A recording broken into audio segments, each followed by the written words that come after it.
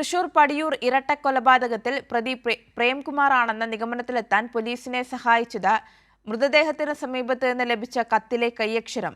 ഇനി ഒരാൾക്കൊപ്പം ഒന്നിച്ചു ജീവിക്കാൻ അനുവദിക്കില്ല എന്ന് എഴുതിയ കത്തിലെ കൈയക്ഷരം കൊല്ലപ്പെട്ട രേഖയുടെ ഭർത്താവ് പ്രേംകുമാറിൻ്റെതാണ്.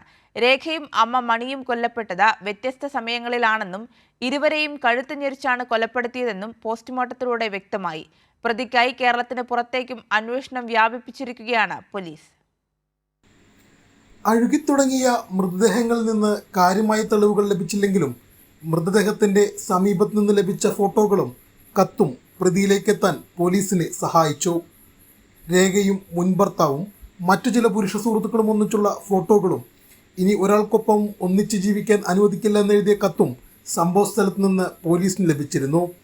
കത്തിലെ കൈയക്ഷരം പ്രതി പ്രേംകുമാറിൻ്റെതായിരുന്നു. തുടർന്ന് നടത്തിയ അന്വേഷണത്തിലാണ് പ്രതി ഉദയംപേരൂർ ആദ്യ ഭാര്യയെ കഴുത്തറുത്ത് കൊലപ്പെടുത്തിയ കേസിൽ ജാമ്യത്തിലിറങ്ങിയ വ്യക്തിയാണെന്ന് ബോധ്യപ്പെട്ടത്. പ്രതി പ്രേംകുമാറിനെതിരെ കൊല്ലപ്പെടുന്നതിന് ദിവസങ്ങൾ മുമ്പ് രേഖ പോലീസിൽ പരാതി നൽകിയിരുന്നു. വ്യാഴാഴ്ച നടത്തിയ പോസ്റ്റ്മോർട്ടത്തിലാണ് മരണകാരണവും സമയവും സംബന്ധിച്ച് വ്യക്തത വന്നത്. പ്രേംകുമാറിൻ്റെ നാട്ടിലും സുഹൃത്തുക്കൾക്കിടയിലും അന്വേഷണം നടത്തിയെങ്കിലും കാര്യമായ വിവരം ലഭിച്ചില്ല.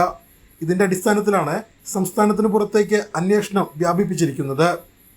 ബുധനാഴ്ച ഉച്ചയോടെയാണ് അമ്മ മണിയെയും മകൾ രേഖയെയും മരിച്ച നിലയിൽ കണ്ടെത്തിയത്. വീട്ടിൽ നിന്ന് ദുർഗന്ധം വമിക്കുന്നത് ശ്രദ്ധയിൽപ്പെട്ട അയൽവാസികൾ രേഖയുടെ സഹോദരിയോട് പറയുകയും അവർ വീട്ടിലെത്തി നിൽക്കുകയും ചെയ്തപ്പോഴാണ് ഇരുവരും കൊല്ലപ്പെട്ട് കിടക്കുന്നത് കണ്ടത്.